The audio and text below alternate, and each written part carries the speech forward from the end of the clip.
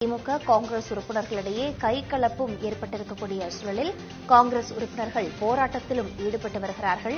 அண்மை செய்தியாக பார்த்துக் கொண்டிருக்கிறோம். கூடுதல் விவரங்களோடு இணைப்பில் இருக்கிறார் செய்தியாளர் சுப்பிரமணி. திமுக காங்கிரஸ் உறுப்பினர்களிடையே மோதல் ஏற்பட காரணம் என்னவாக இருக்கின்றது? மேலும் தற்போது இருக்கக்கூடிய நிலவரங்கள் என்னவாக இருக்கின்றன? அதாவது சிவகங்கை மாவட்டம் சிவகங்கை நகராட்சியின் கீழ் 27 வார்டுகள் செயல்பட்டு வருகிறது. இந்த 27 வார்டுகளில் அதிமுக சார்பில் 4 உறுப்பினர்களும், காங்கிரஸ் கட்சி சார்பில் 3 உறுப்பினர்களும், அதே போல அமமுக சார்பில் 2 உறுப்பினர்களும் என 8 உறுப்பினர்கள் மொத்தமாக எதிர்கட்சியாக உள்ளன. அதே நேரத்தில் ஆளுங்கட்சியாக 18 உறுப்பினர்கள் உள்ளன. இதில் நகர்மன்ற தலைவராக திமுகவை சேர்ந்த துரை ஆனந்த் தேர்ந்தெடுக்கப்பட்டார். அதே போல துணைத் தலைவராக அதே திமுகவை சேர்ந்த கார்கண்ணன் என்பவரும் தேர்ந்தெடுக்கப்பட்டார்.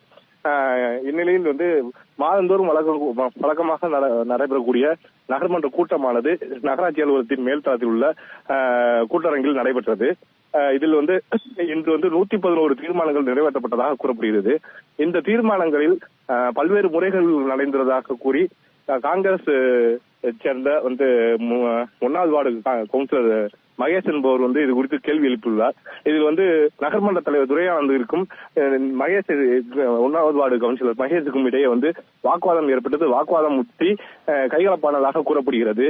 இந்நிலையில் இது சம்பந்தமாக கூட்டத்தை புறக்கணித்து கீழே வந்த நகர்மன்ற தலைவர் அங்கு ஆவேசமாக கத்தியதுடன் அதே போல அதே நேரத்தில் துணைத் தலைவர் கார்கண்ணன் மற்றும் 7வது வார்டு உறுப்பினர் காந்தி ஆகியோர் நகராட்சி அலுவலகத்தின் கீழேயே அமர்ந்து தர்ணா போராட்டத்தில் ஈடுபட்டனர். இதனை அடுத்து சிவகங்கை தாசில்தார் இருவரிடமும் சமாதான பேச்சுவார்த்தை நடத்தி தற்சமயம் இருவரும் போராட்டத்தை கைவிட்டு கலந்து சென்றுள்ளனர்.